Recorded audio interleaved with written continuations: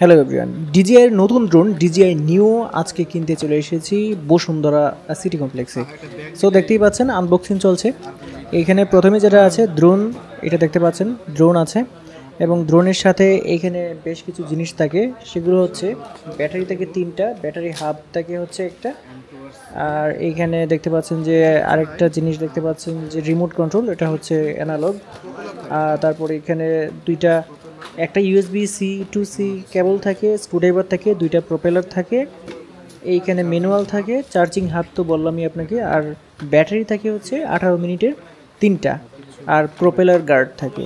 এই প্রোপেলার গার্ডগুলো খুবই গুরুত্বপূর্ণ, আপনার হাত থেকে পড়ে গেলেও অনেক সময় মানে ভেঙে যায় না।